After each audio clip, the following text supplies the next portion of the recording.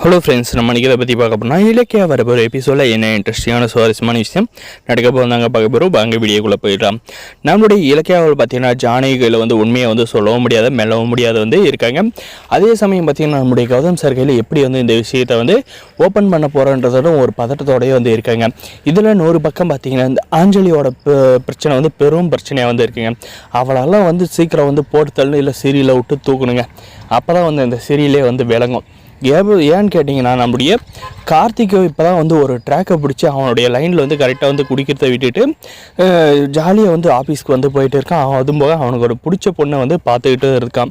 இந்த சமயத்தில் இந்த ஆஞ்சலி பெரும் பிரச்சனை ஆஃபீஸில் பிரச்சனை பண்ணுறதுக்காக வேணும்னே ஆஃபீஸ்க்கு கார்த்தி எங்கே இருக்கா அப்படின்ற மாதிரி பார்த்தீங்கன்னா அங்கே இருக்கிறவங்களை எல்லோரும் முன்னாடி கூப்பிட்றாங்க. இப்போ நீ இந்த வெளியே உன் ஆஃபீஸ்லேருந்து நீ வெளியே வரியா இல்லை நான் இங்கே இருக்கிறவங்க எல்லாம் உண்மையை சொல்லுவா அப்படின்ற மாதிரி பார்த்தீங்கன்னா நம்முடைய கார்த்திகை மிரட்டுறாங்க. அதுக்கப்புறம் பார்த்தீங்கன்னா உன்னை எவண்டி இங்கே வர சொன்னது, உனக்கு எனக்கு ஹாஸ்பிட்டலில் எல்லா உறவும் முடிஞ்சு போச்சுல, இப்போ எதுக்காக இங்கே வந்திருக்க, ஏன் என் உயிரை எடுக்கிறதுக்குனே வரியா அப்படின்ற மாதிரி பார்த்தீங்கன்னா நம்முடைய கார்த்தி அவளை சர மாதிரியே கேள்வி எழுப்புறாங்க.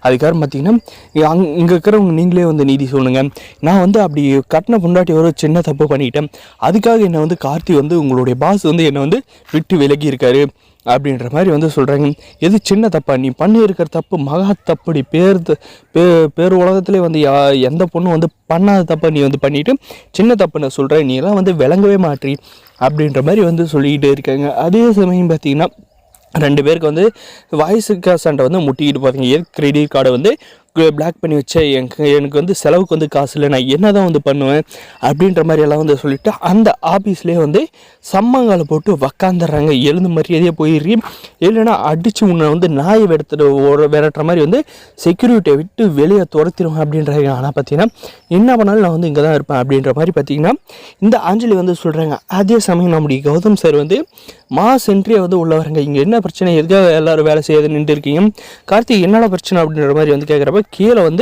இந்த செனமாடு நல்லா தின்னு போட்டு கொழுது போய் எப்படியாவது நம்ம கார்த்தியோட லைஃப்பில் மறுபடியும் அவனோட வாழ்க்கையை கெடுக்கணும் அப்படின்றதுக்காக நடு ஆஃபீஸில் சம்மங்கள் போட்டு உக்காந்து, அஞ்சலி உனக்கு என்ன வேணும், உன்னதை ஆஃபீஸ்லேயே துரத்தி விட்டோமே, உனக்கு அவன் கார்த்திக் எந்த ஒரு சம்மந்தம் இல்லை, இப்போ இங்கே என்ன புடுங்களுக்கு உக்காந்துருக்கேன், மரியாதையாக இங்கேருந்து போயிரு, தேவையில்லாத எங்கள் ஆஃபீஸில் பிரச்சனையை ஏற்படுத்தாத அப்படின்றாங்க.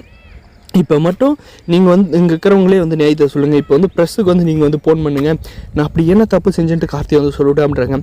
அதுக்கப்புறம் பார்த்தீங்கன்னா நம்முடைய கௌதம் சார் மாசாக கெத்தாக சும்மா என்ன சொல்கிறான்னு பார்த்தீங்கன்னா அங்கே இருக்க ஏமா அவள் தான் ப்ரெஸ்ஸுக்கு கால் பண்ண சொல்கிறாரு, தாராளமாக பண்ணுமான்றாங்க.